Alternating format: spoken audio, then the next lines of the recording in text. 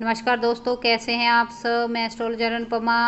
आज मैं आपके सामने पितरों के ऊपर एक टॉपिक लेके आई। पितरों के बारे में थोड़ा सा जानकारी दूंगी कि आपको करना क्या है इन दिनों में।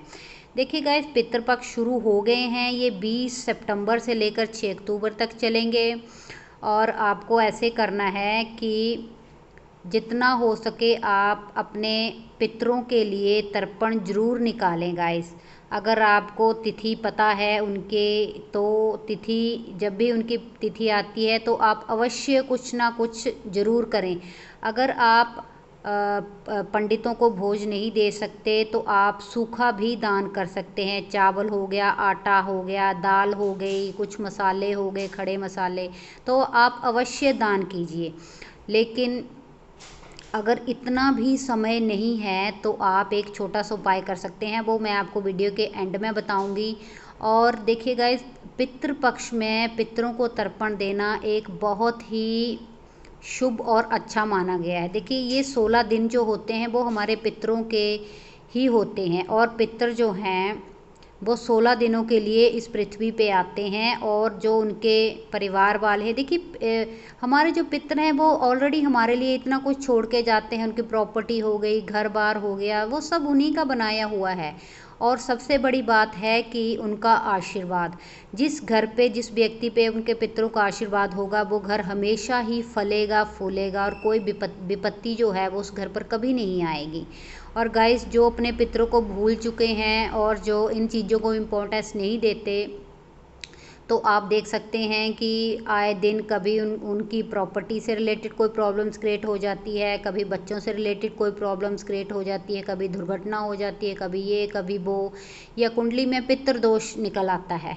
तो गाइस, इन सभी चीज़ों से बचने के लिए हमें और पितरों का आशीर्वाद पाने के लिए हमें ये पितृ तर्पण जो है वो अवश्य करना चाहिए।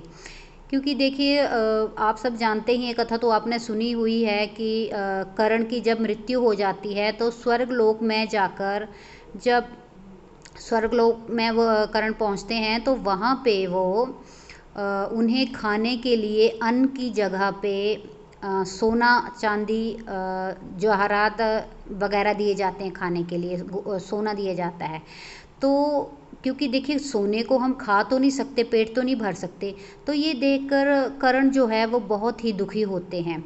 तो वो फिर इंद्र से पूछते हैं कि औरों के लिए आप इतने अच्छे अच्छे पकवान दे रहे हो, मुझे आप सोना दे रहे हो। तो इंद्र भगवान कहते हैं कि आपने केवल सोना ही दान किया है, अपनी पूरी लाइफ में आपने जो दान किया है वो सोना ही दान किया, आपने अपने पितरों को तर्पण नहीं किया है।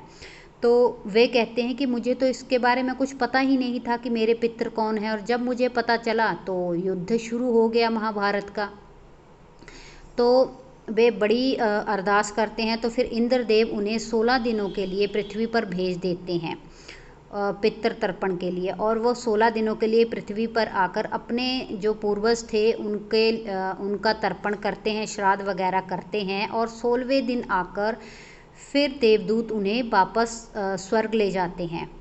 तो फिर जब वो वहाँ पे पहुँचते हैं तो फिर उन्हें अन्न वगैरह प्राप्त होता है खाने के लिए। तो देखिए गाइस, जब वो इतने बड़े योद्धा और इतने महान व्यक्ति जो हैं, उन्हें ये सारी प्रॉब्लम्स क्रिएट हो सकती हैं, तो हम तो एक नॉर्मल से इंसान हैं।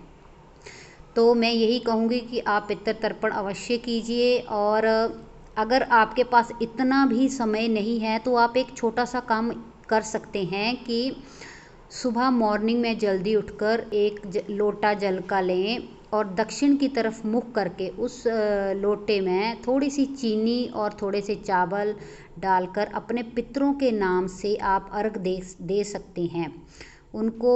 वो जल आप दक्षिण की तरफ खड़े होकर, जैसे हम सूर्य को अर्घ देते हैं वैसे करना है आपने अपने पितरों के नाम से। देखना, इस एक छोटे से लोटे से ही आपके पितर इतने प्रसन्न हो जाएंगे कि आपकी जो भी इच्छाएं होंगी वो सभी पूर्ण हो जाएंगी। चलिए गाइस, तो ये थी मेरी छोटी सी जानकारी। Thank you, thanks for watching. और मेरे चैनल को लाइक शेयर और सब्सक्राइब करना ना भूलिए। और कोई